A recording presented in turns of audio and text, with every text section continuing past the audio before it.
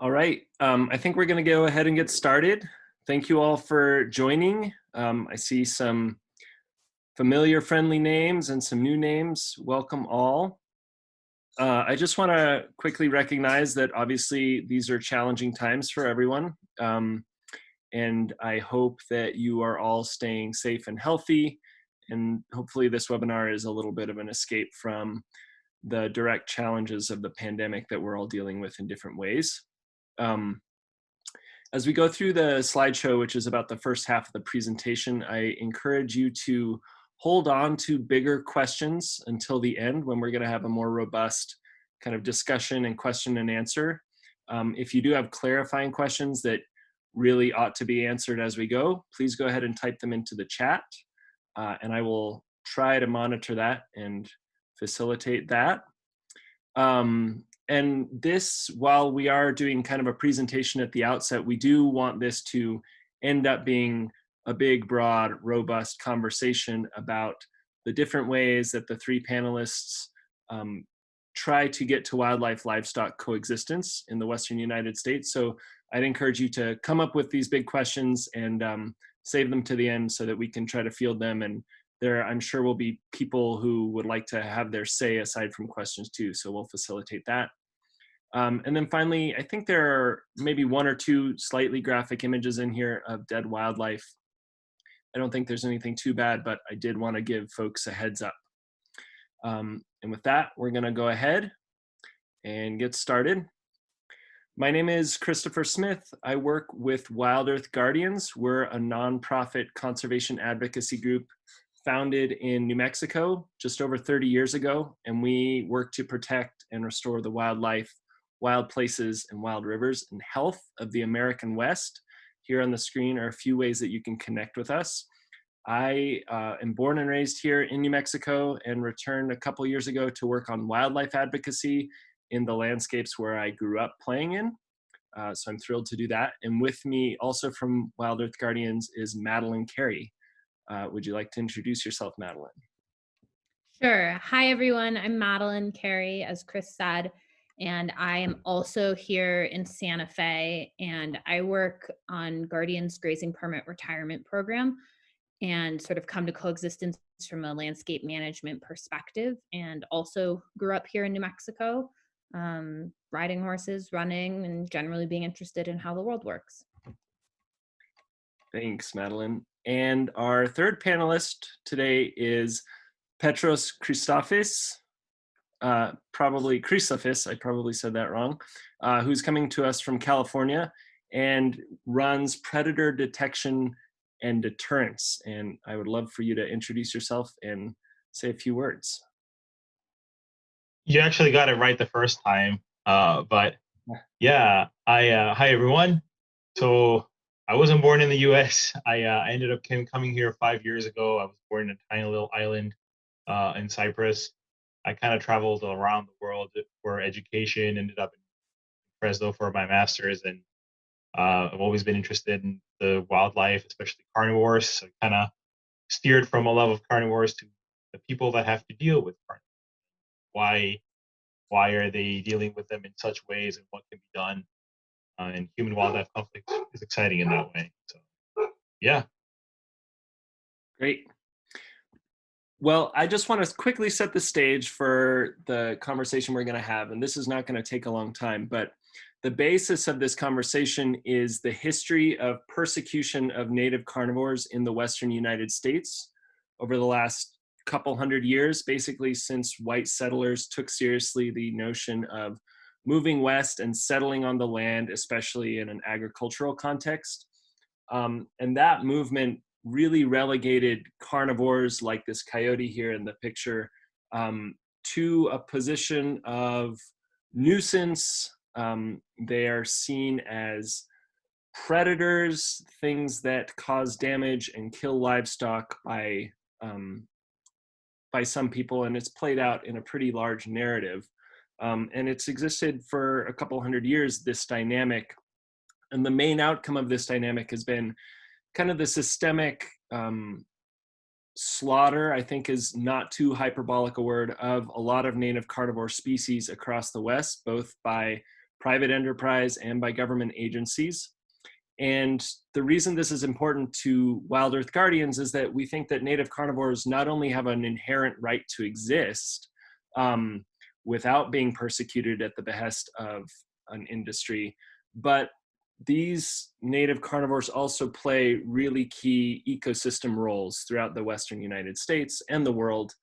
And there's lots and lots of science and literature about this. I just happened to pick this Guardian article from a few years ago, which warns of carnivore cleansing and the damage that that can do to ecological balance. So WildEarth Guardians and many other groups are trying to find ways to coexist with carnivores. And Guardians has, I would say, a fairly unique approach in our tactics, but we also recognize the need for other tactics outside of our organizational strategies. And so this conversation with Petros and Madeline is meant to kind of discuss how those tactics interplay, how they help each other, how they might hold each other back, and overall how we can get as a society to a place where we are coexisting with carnivores, both as people, but also as agricultural producers and people who consume agricultural products. So the three tactics we're going to talk about are regulatory changes, grazing changes, and coexistence work on the ground, which is what Petros does. And the most straightforward portion of this, to my mind, are regulatory changes. Most of you have probably heard about these if you follow WildEarth Guardians at all. But these are some of the changes that WildEarth Guardians is pursuing across the West. So we are trying to get traps off of public lands. These include leg hold traps, body crushing killing traps, basically anything that's used to kill carnivores, either to prevent depredation or to harvest pelts and fur. We're trying to get those off the lands via regulation and legislation. We're trying to ban sodium cyanide bombs, which are also known as M44s. We're working to end wildlife killing contests. We're trying to bolster protections for specific species, and we're working to modernize wildlife governance. So I'm not going to dwell on these for too long. I talk about these all the time, and many of you have probably heard me talk about them. This is a coyote trapped in New Mexico that initiated the Trap Free New Mexico campaign, which is still going. We're also working in Oregon and kind of feeling out other states that might be ripe for trapping bans on public lands. Already, some states have taken pretty big steps to get traps off of public lands, but this is a way that we are working to remove tools that are used to manage carnivores lethally. And I use the word manage there a little bit facetiously. This, I think, may be the most graphic image of the slideshow. This is a fox found in southern New Mexico that had gotten into a sodium cyanide bomb, an M44. This is a baited device that, when pulled at, sprays sodium cyanide into the face of the animal that pulls it. And we're working at the county level to make wildlife services, a program from the USDA, stop using these devices.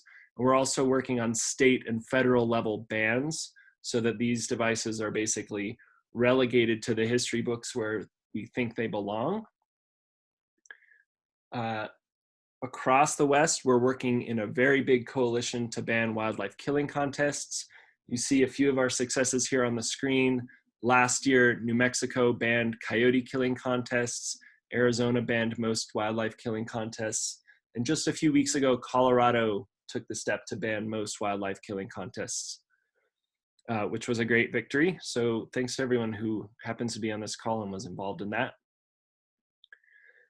And then, as I alluded to, we're working to protect specific species via mostly the Endangered Species Act for animals like wolves and lynx and grizzly bears, but also at the state level, we're working to prevent trophy hunting of carnivores like mountain lions and black bears. We're essentially saying these species have a right to exist.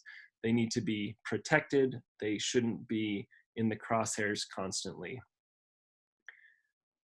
And then I mentioned wildlife governance reform. We're trying to change the systems that dictate these policies, which we think lead to lethal carnivore removals.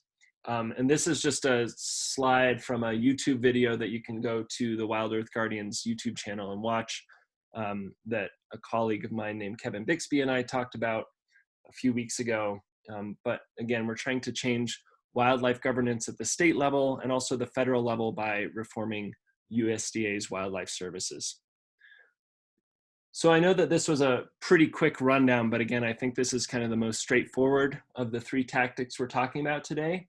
Again, we're trying to remove the tools of cruelty, force broad change in wildlife thinking, build momentum towards more ethical wildlife management, and then again, create and strengthen legal protection for native carnivores. And this is just a picture of me giving testimony at one of the many, many boring meetings I attend, because this is what this work looks like, quote unquote, in the field. So with that, I'm going to turn it over to Petros for what I would consider much sexier and glamorous work, although I'm sure he might not think that all the time. So here's Petros.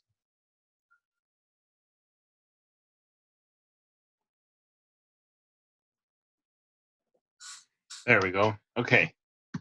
So can everyone hear me okay? Cool.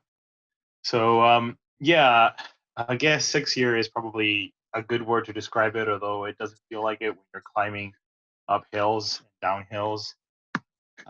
Trying to move the slide, so we're gonna have to wait a minute for it to remember that it will move around. But just to introduce myself a little bit, so I did my bachelor's in zoology in Scotland, and then my master's in Fresno. I worked around in Greece, the mountain range there for coexistence. So we had to deal with wolves and attacking sheep in that area.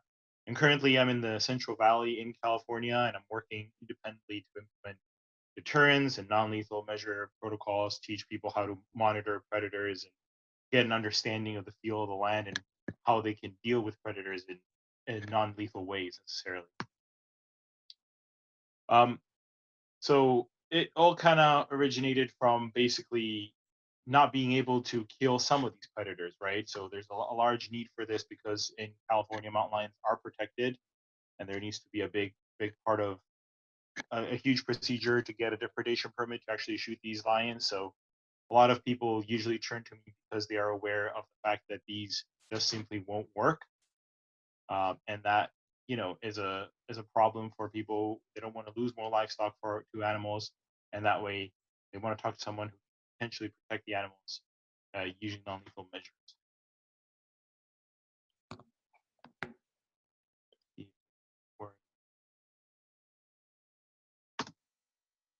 This way. There we go. Oh. So a couple of the species in the Central Valley, although mountain lions are the ones that usually a lot of people have trouble with because they can't lethally remove them. Coyotes are starting to increase in number in terms of the cases that I get for them, which is great because coyotes in California and across the world can be shot at any time.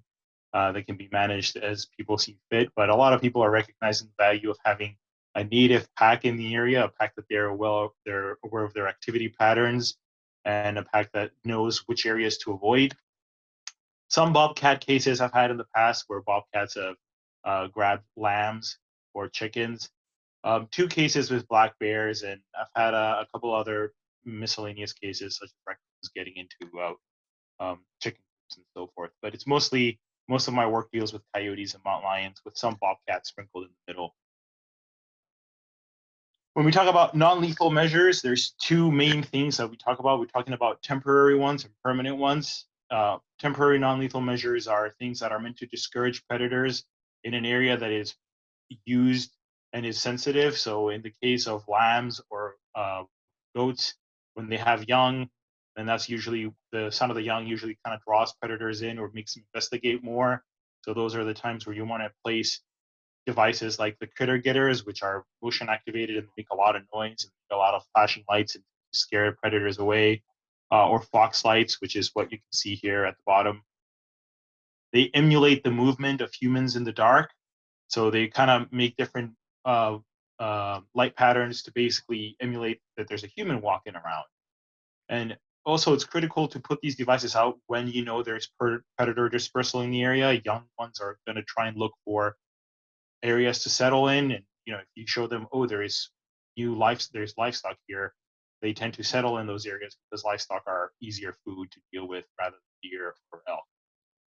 In terms of permanent protection, that usually comes in the form of structures, such as electrified fence or barns where you can put your livestock in.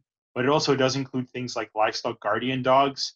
Livestock guardian dogs are a huge, huge tool that is used a lot for coexistence. They usually have packs. These dogs are very protective of the livestock, and they will basically either their presence alone will scare predators away, or they will basically bark and scare the animals away without necessarily attacking or killing. One of the main things that this job is, a lot of people think it's dealing with the animals, but one of the main things that it is actually creating a relationship with the landowners or the livestock producers. You want to talk to them, you want to get to know them. I pride myself in being able to follow up past the case of the depredation or past the case that it needs. So you want to have a positive relationship. You want to be able to talk to these people because they also want someone to talk to. When you lose cattle, when you lose lamb or sheep or any other kind of livestock, it's a very emotional problem. It's not necessarily just economical. You feel violated. You feel like there's nothing to do about it. So some of these people do want to talk to you about it. There is an underlying frustration and some sort of despair about the government essentially regulating what they can and can't do. So when they come and talk to me, I can easily kind of go, hey, you know what? It's not all doom and gloom. There are things that you can do that don't necessarily involve shooting the animal. We kind of steer people in that direction, and usually it's a relief, especially if it works. But it can't always be a win-win scenario. I'm going to talk about what I usually do when I'm out in the field, and I'm going to give you an example of a case study. This was a particular case study.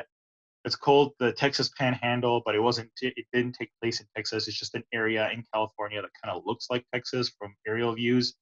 But in that case, I was called because there was some dead cows in the area. And I went down there and I had a look at the cattle. That's the first thing that you do, especially if you find the corpses, you have a look at the cattle, you take measurements, and you try and identify the predators that are present in the area. You try and determine why. Is it just an animal passing through, found the animals, decided to take a cow, and then it's going to move away? Or is this some sort of territorial shift between animals? Are there pups or are they young that they need to be fed? And usually that's done with a combination of trail cameras and a lot of tracking work, a lot of talking to people. And then also you observe for any possible attractants. Are all the cows congregating in the one water source for miles on end? Because that water source is going to be shared by wildlife and cattle at the same time. So you want to possibly present a new water source for wildlife, or present a new water source for cattle, or be aware of that attractant. Or are there dead cows there that will draw predators in? And then we go back to what I call the first line of deterrence. In this case, in the Texas Panhandle, we put down fox lights. We set up a line of fox lights across the area where we know the cattle tend to frequent, and the fox lights were working nonstop to make sure to deter predators. And this is usually done before we even find out what is in the area. So usually I will go in, I will put camera traps around, try and get an idea of the activity patterns in the area. But we do want to establish non-lethal deterrence before further depredation happens. It's crucial that you get to the point as soon as possible, because the more cows are being taken, the more sheep are being taken, the easier it is for that predator to make an association with easy prey and keep going after these animals. Then I designed some fallback plans. Thankfully, so far, I've been pretty lucky, and I've had a lot of my first line of defense depredation deterrence work, so I didn't have to deal with a lot of fallback measures. But coyotes in general like to be very easily habituated, like to challenge a lot of these non-lethal measures. So it's always nice to have a lot of big toolkit in place, have a lot of fallback plans. And I work with the ranchers or the landowners to design those. So even when I'm not present, they know what to do. And last but not least is the experimental measures. It's kind of what I like to pride myself in. We're trying a lot of different things in the field. Some work, some don't. Currently, I've been experimenting with bobcats and hot sauce. If who's following me on Twitter, they know the story that bobcats seemingly don't like hot sauce very much. So they like to run away from it if you just hang it from a tree near the area. It's very rudimentary data at this point, but it is an interesting to have in the back pocket, especially with a limited toolkit. Right now, we're working on another case where we have chili pepper on the ground in areas where we know a mountain lion tends to walk around because it gets on their paws and they lick it. We don't have a big enough amount to basically hurt the animal, but they still lick it and they still go, well, I don't like this area, I should move away. So hopefully that will work as well as it does. And then last but not least, and this is not something I do, but this is something that usually the ranchers will do. If it all fails, they do turn to lethal measures. So far, I've only had one case that did turn into lethal measures where the ranchers decided, okay, we're removing coyotes from the ground up. I didn't really particularly support that decision because I felt there was a lot more to be done, but also at this point, they're running a business and legally they could do it. So that was what they turned. So like I said, unfortunately, it's not all win-win. But what my ideal scenarios would be is that the measures are actually put in place before any conflict occurs. Most of the times, I respond rather than prevent. And I would like to be able to prevent more. So if in areas where there are livestock and there are known predators, there are mountain lions, there are coyotes, there are wolves, there are all these animals that could potentially hurt the livestock, it would be nice to put these measures in place before any of the livestock are taken. So if the predator comes in, he gets deterred, and then that's the end of that discussion. No more of that. But it is important that these measures are switched around. So you don't want the predators to be habituated to these measures for too long. Otherwise, you end up losing them from your proverbial box. And then the predators ideally stay away and they don't harass any livestock. You know, everyone lives happily ever after. So that's my ideal scenario. That's not what usually happens. Like I said, I usually respond. And sadly as well, we see a lot of deterrents that I deploy them properly, but you know, the Foxlight batteries need to be changed.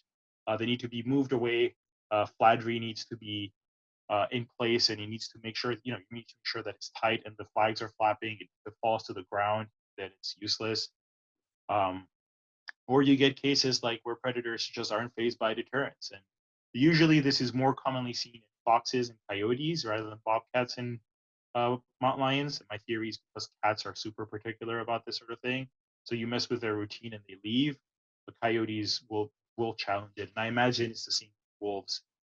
In Greece, where I work, although I didn't get to participate in that part, the wolves in the area did not like livestock guardian dogs and go out of their way to try and attack livestock guardian dogs, which was interesting. In some cases, the landscape is not ideal for the conventional measures that are widely spread. It's too rocky, it's too hilly. You put a Foxlight over there and it doesn't cover the area that you want to cover. So sometimes the landscape itself might be an issue. It might be a challenge to deal with. That's one of the scenarios that I've had to deal with a couple of times. It's too hilly to do a lot of stuff. Last but not least, what's the pros and what's the cons, right? Non-lethal measures, in my opinion, they can help facilitate coexistence, and they are less costly than lethal measures. Especially most of the times, lethal measures tend to cost the taxpayer money. And in some cases, such as mountain lions, they're not always effective. Getting a depredation permit to shoot the mountain lion is that you have to lure the mountain lion in and shoot it, and usually fed mountain lions don't tend to follow lures around. And ideally, that they're also less impactful than lethal measures, right? So ideally, you still have these animals around, and although they might be stressed a little bit, they're not a whole lot. If they're not implemented properly, it can lead to frustration. A couple of people have come and talked to me. They said, people have tried non-lethals in the past. They don't work with me. It's a waste of time. They're often frustrated. And the truth is they don't always work. Sometimes you get animals that are really stubborn. So you need to be able to improvise and innovate and create new things. Eventually something will stick. You just got to find out what the particular animal's fears or what makes it cautious. And sadly, we still need to do a lot of outreach, a lot of workshops, and teaching people how to do these things properly. And there is not a whole lot of funding how to deal with either help the ranchers implement these sort of things or help scientists research them, or help people on the ground actually go out and set these up. So that's one of the major cons right now, although the USDA is slowly paying more and more attention. So yeah, that's hopefully will work out in the future. Hey, thanks, Petros. Just while we transition here into Madeline's segment, there is a question. Is there a program that financially supports ranchers who want to make use of non-lethal options, since you were just talking about funding? Yeah, that's a really good question. USDA has some grants available for ranchers if they want to purchase non-lethal measures. I think they've set aside $3 million this year for it, which is not a whole lot, but it is better than nothing. There are some of the local cattlemen associations or livestock associations may provide some grants for this. So you have to be very, you have to know where to look, find them. And unfortunately or fortunately, there's not a whole lot of them. And there's also a lot of competition to it. So there are some in place, they're just hard to get. Okay, and then just one more quick follow-up question here, and then we'll move on to Madeline. Are you paid by the ranchers, or do you have other sources of funding? I don't have any sources of funding, and I don't get paid by the ranchers. This is entirely voluntary, and it's what I do. I do get some funding for camera traps, and I do get some funding for some of the loaner kits that I have out, which I have a few fox lights and a few critter getters that I loan out to ranchers. Occasionally, when the opportunity pops up, I just apply for grants anywhere I can find. There are some discussions with the California Cattlemen Association and other places about putting more grants into place for people like me, but nothing yet. Mostly independent, self-serving, voluntary. Not just self-serving, so serving lots of people. Yeah. All right, thanks.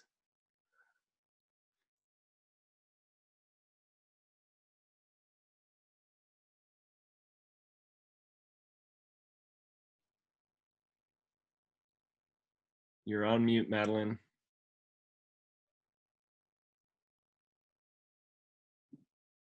There we go. My apologies. I have control of Chris's screen, but apparently not really my own. So thank you so much, Petros. And I'm laughing at the mountain lions and chili powder because I met with a rancher about doing a grazing permit retirement, and his wife told me to do that, but for mice.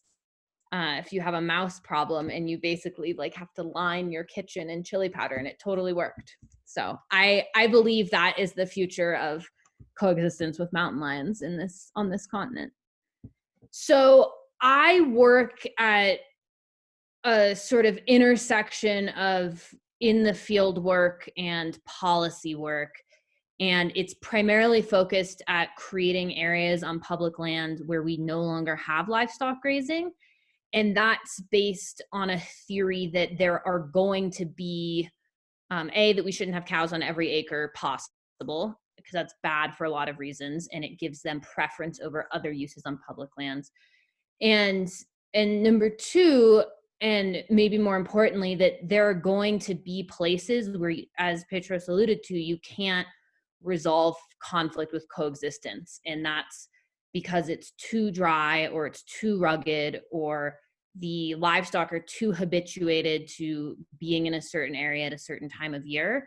And so trying to introduce this idea of, you've probably heard the term rotational grazing, but really introduce it on a landscape scale where there are big 100,000 acre pockets on our national forests where we don't have any livestock carnivore conflict because there is no livestock. But first, before I dive into sort of what is permanent retirement, which could be a webinar on its own, I'm going to talk a little bit about the history of, why there are cows on public lands, in the United States. And Chris alluded to it a little bit, that basically settling the American West was largely to make way for these massive livestock operations. And then slowly, as Western states became members of the union, they incorporated these large areas either into national forests or into units managed by the Bureau of Land Management. And then we got national parks and national monuments later. But there is grazing on 270 million acres of public lands across 11 Western states. And that's an area equal in size to Texas and California combined. And I apologize for our international viewers if you don't have a perfect image of the size of Texas and California in your brain. But that's a really huge area. And it occurs on all sorts of land designation and land types that we wouldn't usually think of when we think about having grazing on them. And that includes most wilderness areas. I have livestock grazing in them. National monuments can have livestock grazing, wildlife management areas, and national parks often can have permits. And that is sort of a legacy of, in order to get these protective designations, there's so much political pressure from the ranching industry, we have to bow to them.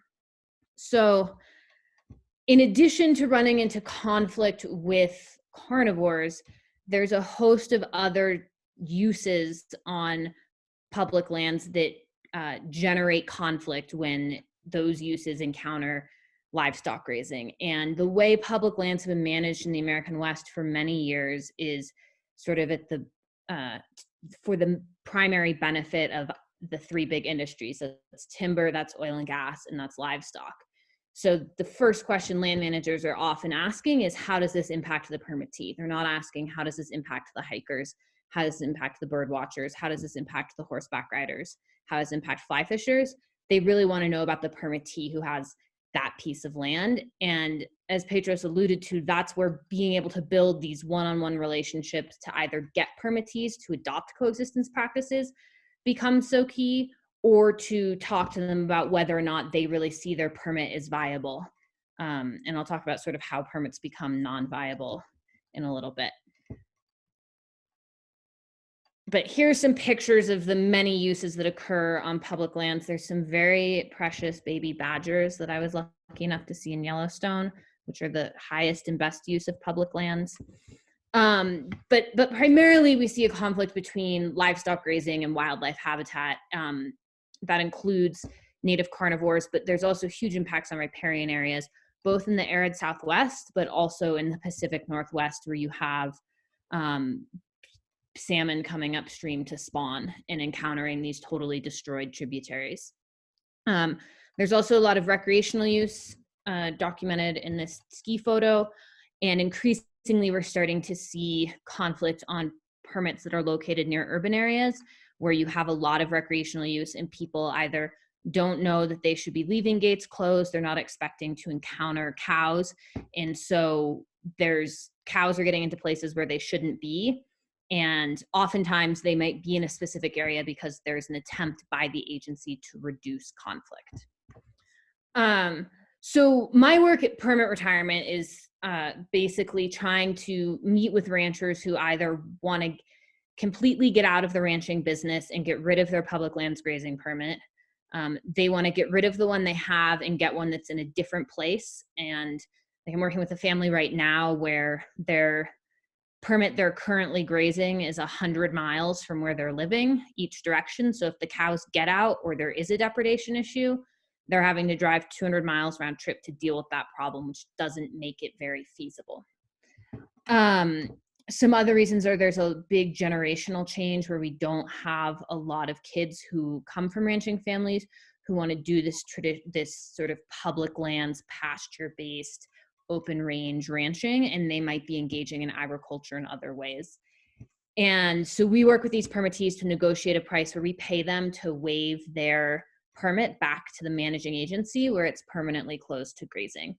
And that's sort of where my work intersects with Chris, is in addition to just trying to close areas to grazing, there is an opportunity to take work and in particular science created by people like Petros and go to the agencies and say, for the areas where you are going to authorize grazing, you need to be mandating these things, and here's our proof about how we can do it. And there's a real art to building enough relationships with enough ranchers early on to prove that your methods work in order to get the agencies to mandate it for the 15% of people that are always going to want to do horrible things to native carnivores.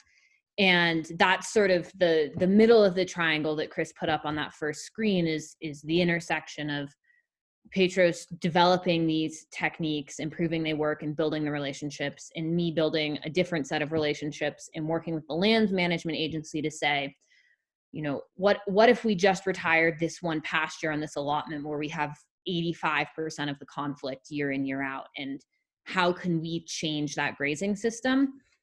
And these agencies are really resistant to change. And so making that pitch, you really have to come in with a broad coalition of people that include environmental interests and agricultural interests and scientists to say, like, we have a better way that's going to cost at the end of the day less money because there'll be less litigation. And I'm going to switch gears a little bit and hopefully sort of lead into our talk about what does it look like to engage in this work as an active citizen or as a consumer.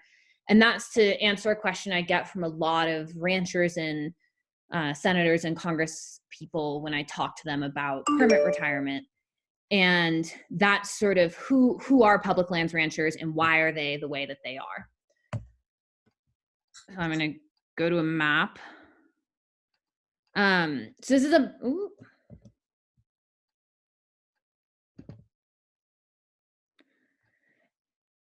I'm sorry, I'm having a hard time with the slides.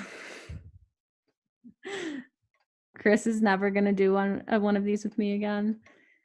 So this is a map of the Gila and Apache Sitgraves National Forests where most of my work happens. That big vertical line in the middle is the New Mexico-Arizona state line, and this is about halfway between the Mexican border and the border with Colorado and Utah.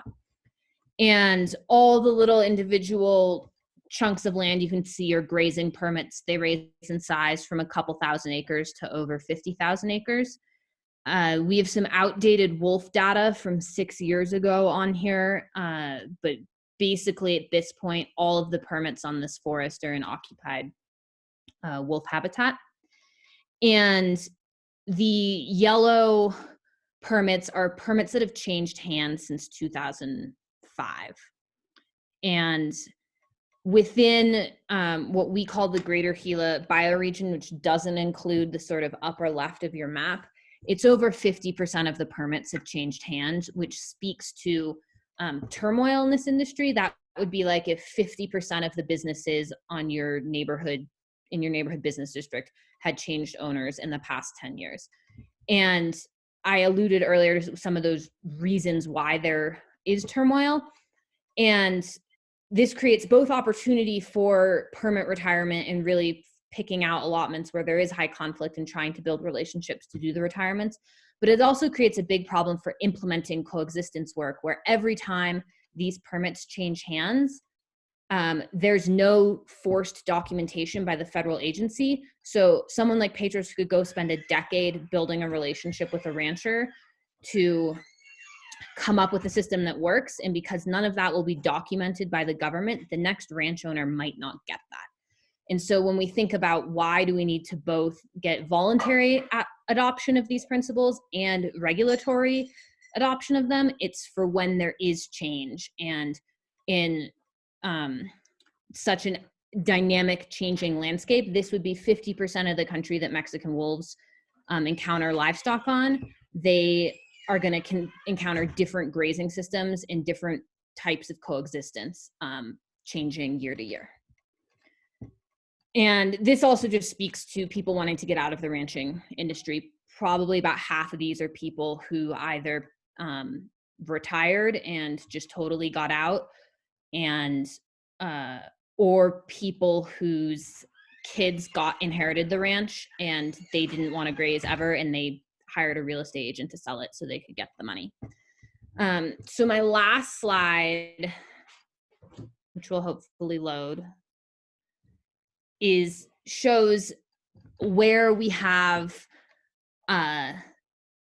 vacant allotments that don't have any cows on them, and partially stocked allotments in this area. And this is, again, to give you a picture of, if you are a coyote or a lion or bear or wolf wandering across this landscape, the vast majority of it has a huge number of cows. But we also see in this sort of southwest corner of the map, that's an area with a lot of historic drought that has really poor water resources, where they have a hard time keeping enough cows out. And I share this to talk about the type of adaptive management the agency already does, where when it's really dry year after year, they decide they're going to put fewer cows out because there isn't enough grass and water. And really the culmination of our work is for my purposes, trying to get the agencies to say, when we have depredations year after year and conflict year after year that we're not solving with coexistence, we're going to put fewer cows out, or we're not going to put cows out at all. And that sort of grazing is incredibly wonky, and I'm happy to answer specific questions. And I'm skipping this slide because it's very wonky. And I'm happy to have specific questions about it, but sort of high level changes in grazing need to be codified into regulatory processes in order for stuff like what Petros is doing to work. Otherwise, there's too much dynamic change occurring in land ownership for them to work. Chris, I've given you back control of the clicker. Oh boy. Great. Well, thank you, Petros and Madeline, for educating me and everyone else. And with that, I think we'd like to open it up to questions and a broader discussion. So again, if you have questions that can pretty easily be asked via the chat, please put them there. And again, include all panelists and attendees. If you have something that you'd like to say that's going to take a little longer, you can use the raise your hand function and I can enable you to speak, but please be judicious when you choose to do that, although I do want to foster some conversation. So I'm just going to start reading questions and mostly kicking them to YouTube. Are there any large-bodied herbivores which get affected in these areas due to such grazing regimes? That's a really good question, and there's limited science available on how cows' consumption of forage might impact the ability of the elk or deer or antelope population in a given area to survive a harsh winter or to have higher fecundity rates and things like that. And so that's an area where we need a lot more research. I think generally what you see is that cows and elk are in competition for forage and for water, and you can draw there's also policy situations where ranchers are compensated for forage that elk eat. So the impacts are that elk become persecuted in a political sense, where they're not welcome in areas where they should be grazing because they're wildlife. Okay, here's a question from Glenn Griffin down in Wolf Country. Is there such a person as a non-lethal wildlife services specialist? Glenn, there was someone on the call earlier who would have had a very good answer for this, but he has left. The blunt answer is no, but we've seen signs that Wildlife Services is beginning to emphasize non-lethal work and hire non-lethal positions. And it looks like maybe Petros, do you have some more insight into this?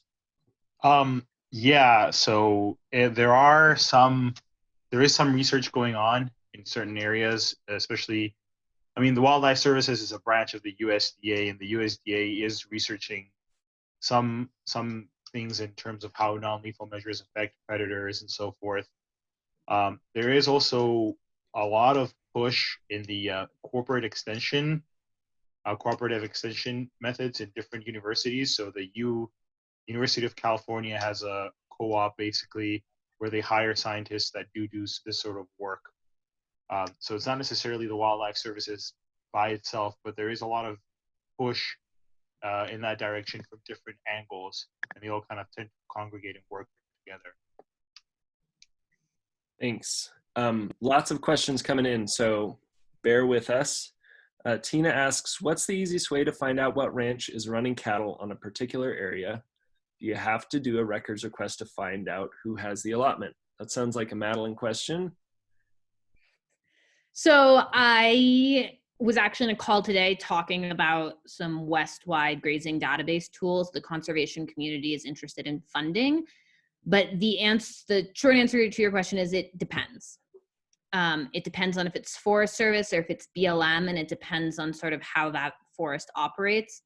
In New Mexico, we have sued most of the forests enough and done enough records requests. They put all their annual operating instructions online.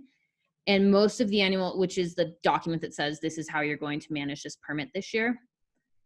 Most of those include the name of the ranchers. They don't all do. So if you want really specific information, your best thing to do is to FOIA the permit that covers that area and try and find out the name of the allotment before then.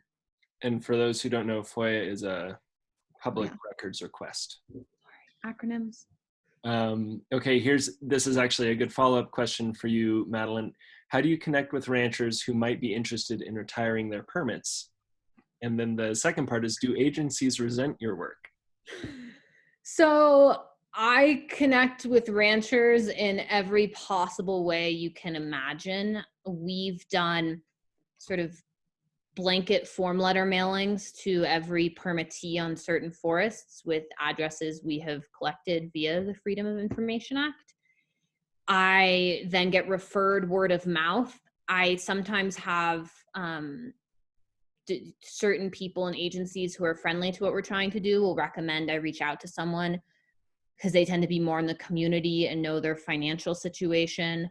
I just this weekend talked to a permittee who's neighbors with a former board member of WildEarth Guardians, and they just got chatting and she figured out that that's what they wanted to do with their permit.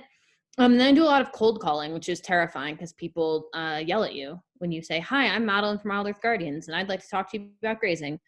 And then they yell at you. And I eat my Wheaties before I make those phone calls.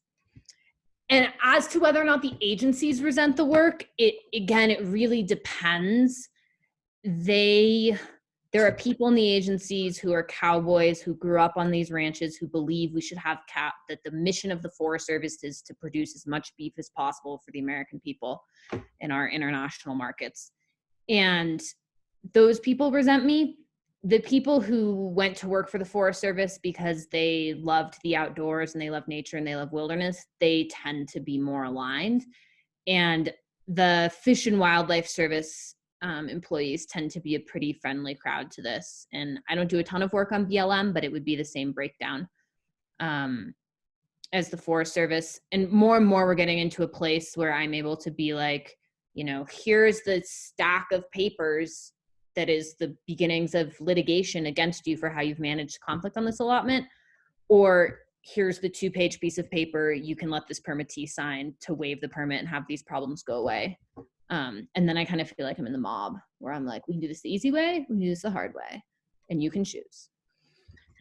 All right, here's not a question, but some follow-up on what Petros was talking about in terms of non-lethal specialists for wildlife services. John says that Congress recently funded non-lethal specialists for wildlife services in 10 states, but COVID-19 has disrupted the hiring process.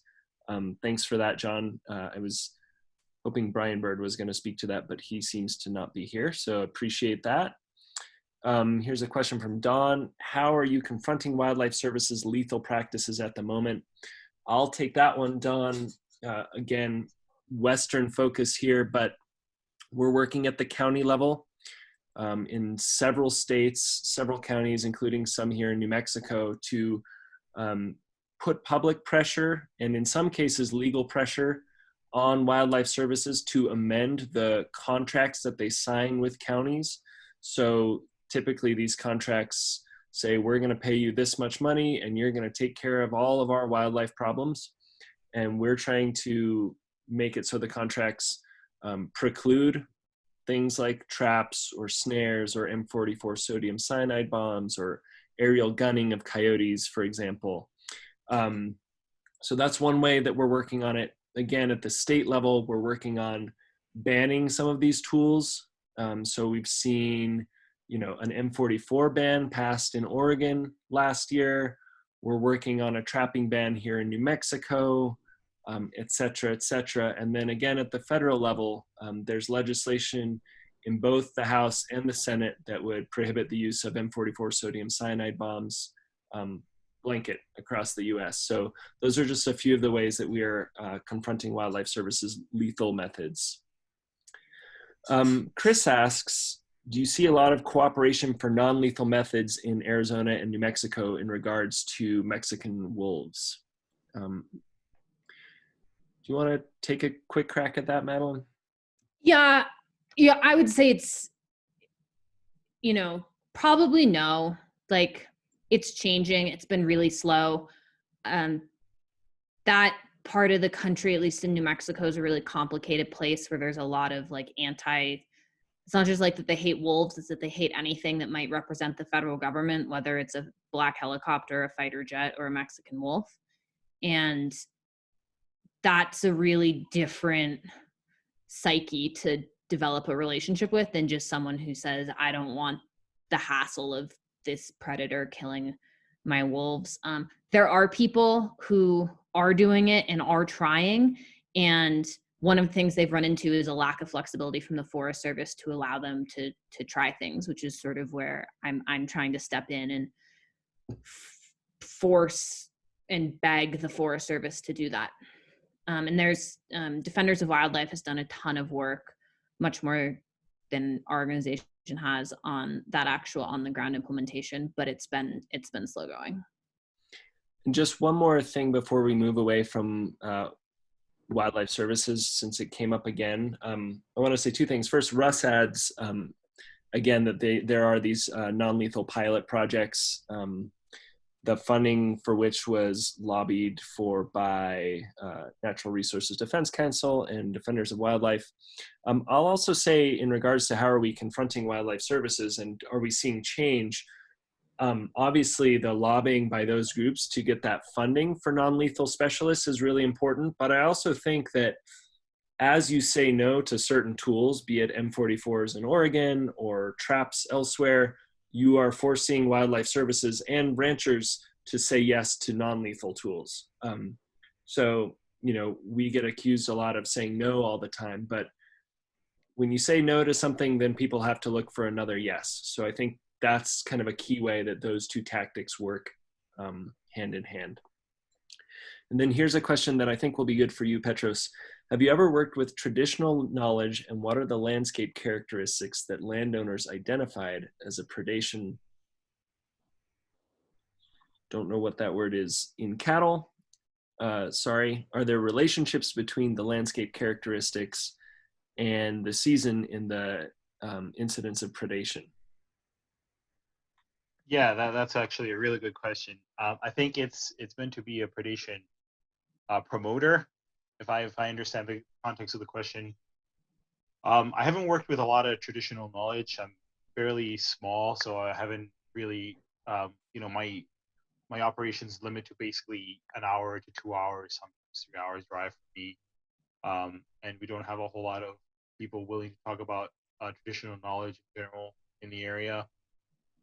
But I do know of some things that do tend to happen. So like there is the hazing, coyote hazing. It is really old. It's just done differently.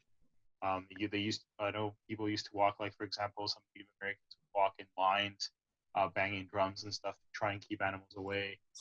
But I haven't had any experience myself. There are, in terms of the landscape characteristics, there are a lot of things that attract predators and bring them to cattle or bring them to livestock without necessarily being the livestock themselves. So water, especially in the West, especially in California, is a really big attractant because these animals are looking for water, and cattle usually have water around them. There are also meadows, tend to be one of the areas where at least I find most of the landscape. In the woods, in the timber, cows don't usually like to be in those areas anyway, so they do like to graze a lot more in the meadows, obviously, because there's grass. So the areas in the edge of the forest are usually where it most often occurs, where predators tend to look and be able to see the animals. In terms of seasons, I would say the biggest one right now is spring, because there's puppies to be fed. And there's also young calves, young lambs, which make a lot more vulnerable target to these animals rather than big cow. Although, wolves can take a big cow, coyotes probably not. So the calves are usually what's targeted, or the lambs or the sheep. So spring is usually a big one, and also summer, because that's where dispersing happens with a lot of the canines and a lot of the felines. So younger animals tend to wander out there to try and grab their own territory. In a much broader sense, I think meadows are where a lot of the conflict happens. So far, in my experience, at least, I haven't had any real problems with deep woods, for example. Thanks. There's a few questions that came in via email as well. How can consumers of animal products find out whether sourcing is coexistence friendly? Okay, I'll take a crack at that, and you guys can follow up for that. Right now, there isn't a whole lot to be had. There is a wildlife-friendly organization that does do certain accreditations, so they do have their own list of farms, and they're fairly small farms. So you are, you're paying a high price, but you're essentially buying U.S. raised and bred livestock, and you are essentially buying from farms that do tend to not kill livestock or wildlife, at least. It is a requirement. The wildlife friendly is the one, but there isn't a big organization out there that certifies this sort of thing, partially because of the mentality aspect of it. As Maddie talked about a couple of times, there are people out there that do have a certain image that they don't want tarnished, and they're in the community, and the communities are a big thing. So they're not willing to say that, oh, my beef is predator friendly, for example. It sounds bad. In my very limited experience, the attitude is shifting, primarily because of things like, for example, there is no labeling right now that a livestock is born and raised and bred in the U.S. or processed in the U.S. And I know that's a big thing that gets ranchers usually. They want to know, they want their product to be U.S. made. And with different, artificial meat coming up right now, and other resources of, that promote vegetarians and vegans, more people are starting to get more nervous about their overall returns in terms of money. So they're doing a lot more things, and they're pushing a lot more things out there to make, to brand themselves better and get to be able to get consumers to buy their products. So hopefully in a few years is the short answer. Yeah, I would add a few quick things. One is, like Petros said, there's nothing like the USDA certified organic label. And I think that would be like a really good 2020's goal for a coalition of progressive ag groups and conservation groups to work on, is to say by 2030, that you're going to be able to go in a store and it's going to say USDA certified coexistence friendly, predator friendly, whatever the term ends up being. And I think if you're like personally really like, choosing to consume animal products and really interested in it, like shopping at a local food co-op or at a farmer's market, and in asking the producers these questions, do you use traps? Do you contract with wildlife services? So they start to know that their customers care about it. And I've been really interested for a while, the GAP program, which is the Global Animal Partnership at Whole Foods. So if you walk into Whole Foods and you buy meat, which is now part of Whole Foods, is part of the largest company in the world, a lot of market power, there's options to buy meat that's labeled 1 through 5 in terms of its animal welfare standards. And to even be labeled a step 1 operation, you can't use any traps or poisons. And so I think if you're just looking to make quick choices, like always buying meat, if you have the ability to go to a Whole Foods, and there's other problems with Amazon, but they've invested in that. And I think starting to figure out how to demand it as a customer at restaurants and other places is really important too.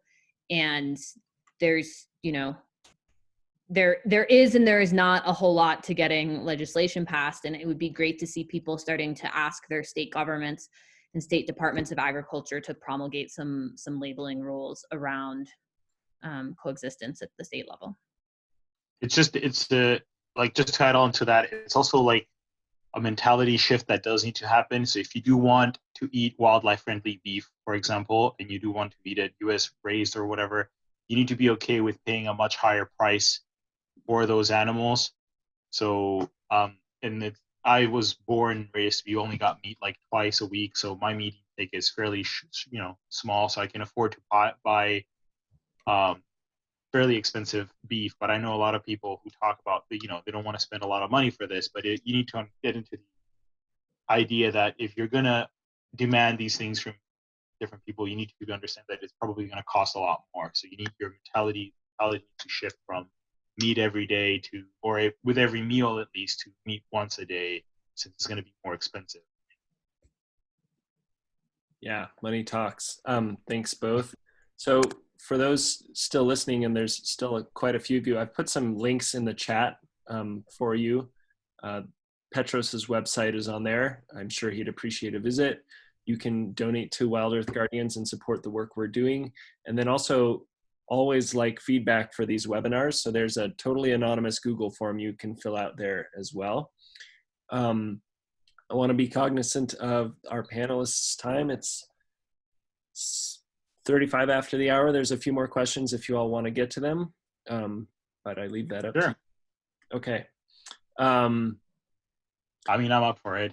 All right. What is stopping ranchers for pretending they're trying for coexistence, but are either killing the predators or not putting the measures in place?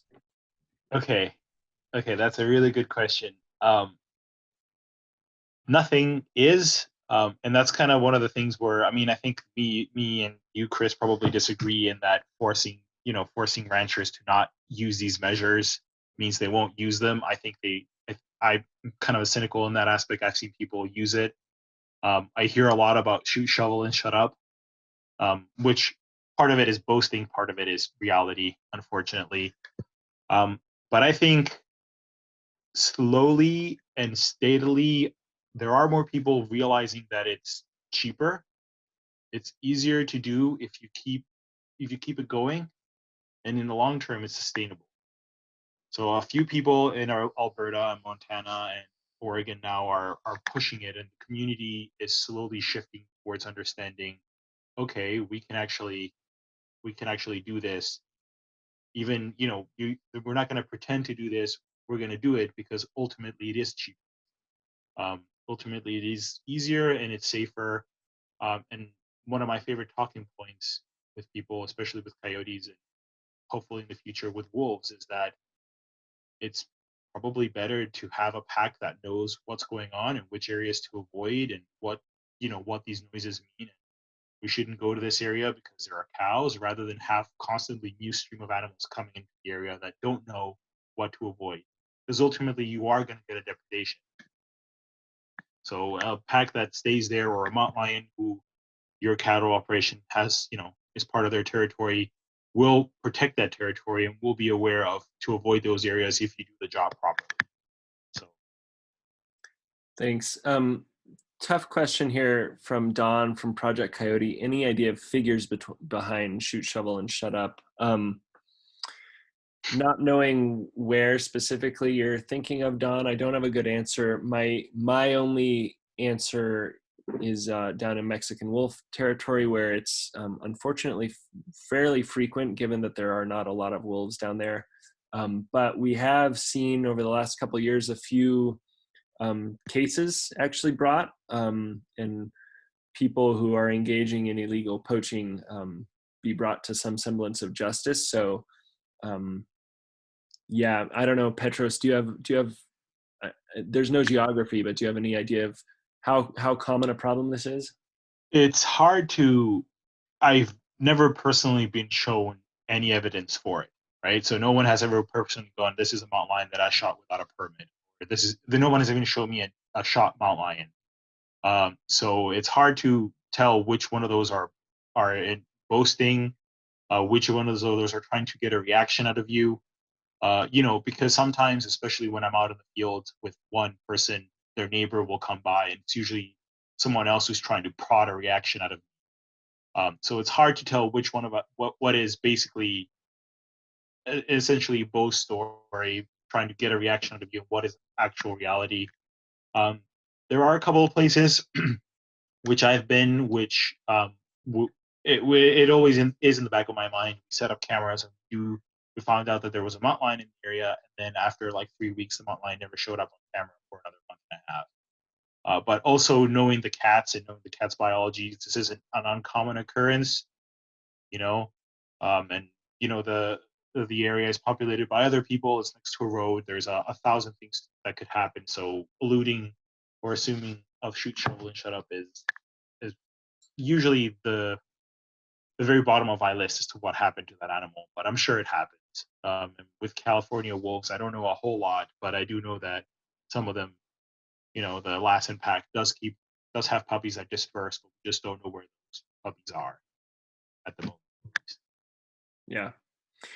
Maybe I have a question for you, Petros, and maybe this will be the last one, unless it spurs something else from the audience. But what is it going to take in terms of societal change and funding and time for a person like you to be the first number that a rancher calls rather than a trapper or wildlife services, for example? I know that's a big question without a clear answer, but I mean, in my mind at least, and in regards to the work that I do, you represent the future, and hopefully increasingly the present, but what does it take to get to that future? There's a couple of things that I think are important. Number one, I hate to say it, really hate to say it, but money. You know, I'm doing this out of my own time. My resources are fairly limited.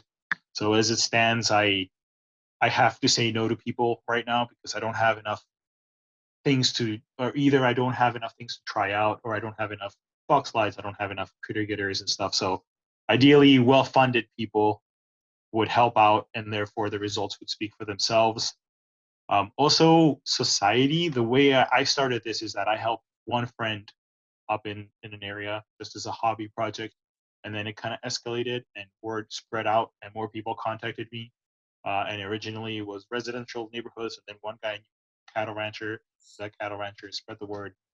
So I think it's just removing the idea that this is a bad thing, or that this is a thing that people are pushing because they love wildlife, because it is what, you know, you do it because you love wildlife, but it also works.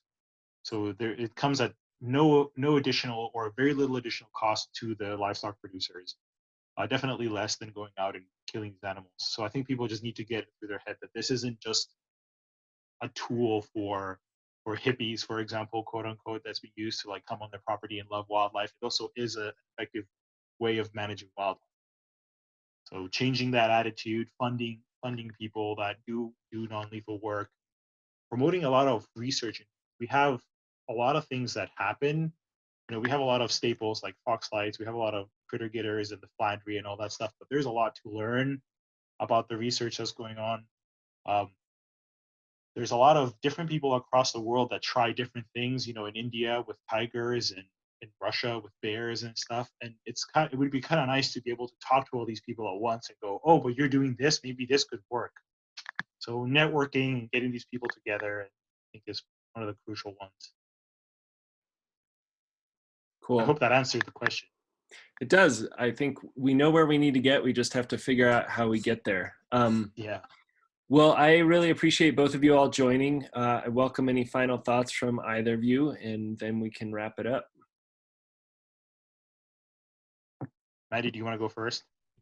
Sure. I think I would say, you know, active citizenship and citizen engagement is so key to this, whether it's as a consumer of animal products and interacting with your grocery stores and your farmers markets, and then feeling emboldened to engage in the policy realm.